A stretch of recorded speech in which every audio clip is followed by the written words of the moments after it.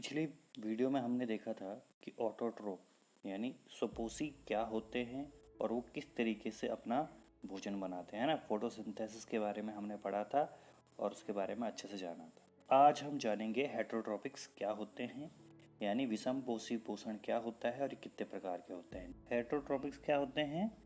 विषमपोषी यानी जो दूसरों पे निर्भर रहते हैं, जो अपना पोषण कहाँ से प्राप्त कर रहे हैं? दूसरों से प्राप्त कर रहे हैं। इंग्लिश में इसको हेटरोट्रोप्स कहते हैं। ठीक है, ये हेटरोट्रोप्स क्या होते हैं?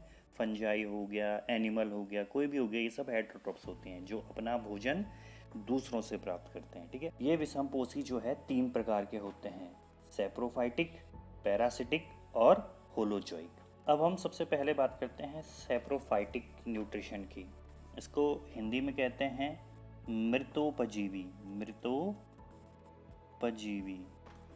यानी वे जीव जो डेड एंड डिके ऑर्गेनिज्म पर डिपेंड रखते हैं। ठीक है ना, वे ऑर्गेनिज्म जो मृत और सड़े गले जीवों से क्या करते हैं? अपना भोजन प्राप्त करते हैं। उनको क्या कहते हैं? सैप्रोफाइट कहते हैं, मृतोपजीवी कहते हैं। जैसे फंजाई हो गया, बैक्टीरिया हो गया, ये क्या करते हैं?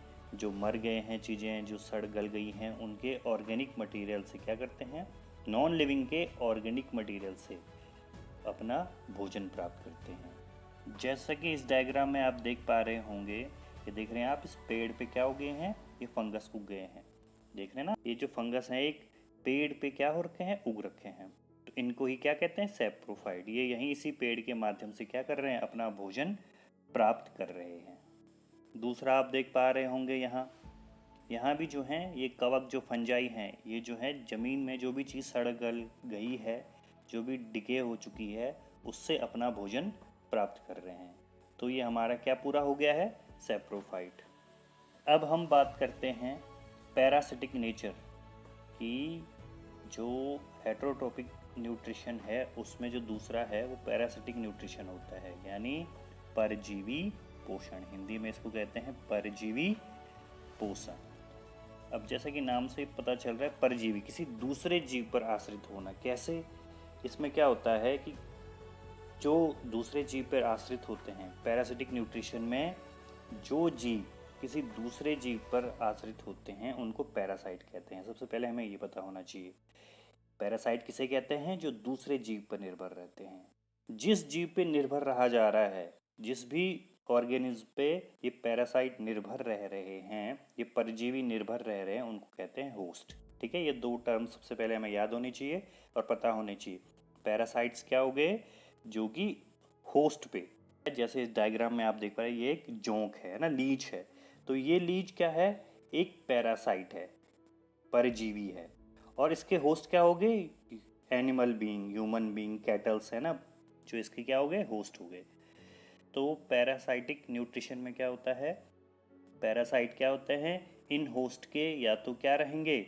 इनसाइड रहेंगे या फिर इन पर रहेंगे। तो पैरासाइट भी 2 प्रकार के होते हैं, एक होता है एंडोपैरासाइट और दूसरे होते हैं एक्टोपैरासाइट। एंडो का मतलब जैसे पता ही चल रहा होगा, जो होस्ट के अंदर रहते हैं उनको एंडोपैरासाइट कहते हैं। जो पैरासाइट होस्ट के बाहर से पोषण प्राप्त करते हैं उनको एक्टोपैरासाइट कहते हैं। जैसे ये देखिए, यहाँ पे आपको एक जोंक दिख रही है, ये जोंक जो है बॉडी के बाहर से जो है अपना भोजन प्राप्त कर रही है, तो इसको कहेंगे, इस जोंक को कहेंगे एक्टोपैरासाइट। ठीक है, बाह्य परजीवी। अब यहाँ नीचे के डायग्राम में आपको दूसरा डायग्राम यहाँ दिख रहा होगा, ये क्या है? ये है फीता कृमि, टेप वर्म का डायग्राम आप देख पा रहे होंगे। तो ये टेप वर्म क्या है? एंडोपैरासाइट है। एंडोपैरासाइट है, कहाँ रहता है ये? ह्यूमन इंटेस्टाइन में, ह्यूमन की आंतों में रहने वाला ये क्या है? टेप वर्म है। सेम ऐसा ही एक और है, यहाँ पे आप देख रहे हैं, ये है प्लाज्मोडियम वाइवेक्स। ये मलेरिया को फैलाने वाला प्रोटोजोआ है, ये मच्छर के अंदर रहता है। और जब मच्छर जो है किसी भी होस्ट को काटता है तो ये क्या कर लेता है? ये उस होस्ट के अंदर चला जाता है। तो ये भी एक एंडोपैरासाइट है। और आपको एक और चीज़ दिख रही है यहाँ डायग्राम में, ये देखिए, पेड़ के ऊपर जितने भी ये क्या लगे हैं? अमर बेल। अब यहाँ देखिए, इस डायग्राम में आप देख पा रहे होंगे कि पूरे पेड़ पे बहुत सारी क्या हो रखी हैं? ये बेल लगी हुई है, इन बेल को कहते हैं अमर बेल। ये कौन सी बेलें हैं? अमर बेल हैं। ये अमर बेल क्या करती हैं? कसकुटा कहते हैं इनको। ये अमर बेल पूरे पौधे से एक्टो पैरासाइट के रूप में उनसे न्यूट्रिशन प्राप्त कर लेती हैं और धीरे धीरे प्लांट्स को क्या कर लेते हैं? ख़त्म कर देते हैं। अब हम बात करेंगे होलोजोइक न्यूट्रिशन की। होलोजोइक न्यूट्रिशन यानी इसको प्राणी सम या फिर क्या कहते हैं? पूर्ण जांतविक पोषण। पूर्ण जांतविक पोषण, ठीक है। इसके दो नाम हैं, एक तो है प्राणीसम पोषण या फिर पूर्ण जांतविक पोषण कहते हैं, होलोजोइक पोषण कहते हैं। होलोजोइक न्यूट्रिशन उन जंतुओं में, उन एनिमल्स में देखा जाता है जो कि अपना भोजन किसी दूसरे से प्राप्त करते हैं, उसको अपने अंदर लेते हैं पूरी तरीके से और उसको अपने अंदर ही पचाते हैं। अब इस होलोजोइक में क्या होता है भाई? इस होलोजोइक में क्या होता है, जो एनिमल्स होते हैं, जितने भी जो प्राणी होते हैं होलोजोइक वाले, वो क्या करते हैं? भोजन को लेते हैं सॉलिड के रूप में, ठीक है ना। उस सॉलिड के रूप में, किसके रूप में? सॉलिड रूप में जो है फूड को इनटेक करते हैं और फिर उसका क्या कर देते हैं?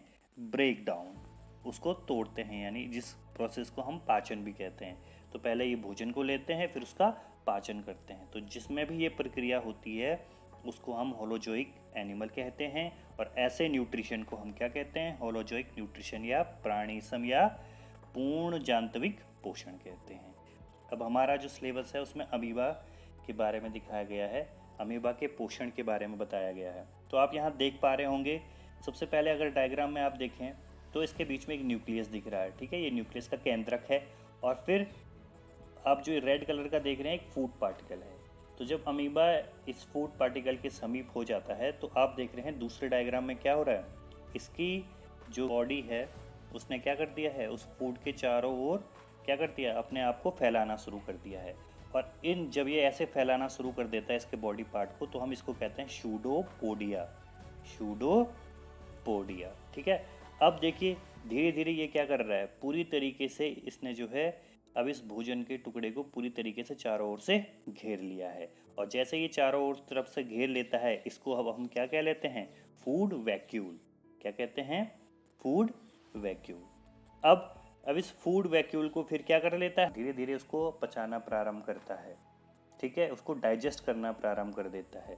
तो देखिए आप नेक्स्ट डायग्राम में देखिए, फूड पार्टिकल पहले इतना बड़ा था, अब क्या हो गया? फूड वैक्यूल के अंदर ये बिल्कुल क्या हो गया है? छोटा हो गया है ना। यहाँ आप देख पा रहे होंगे।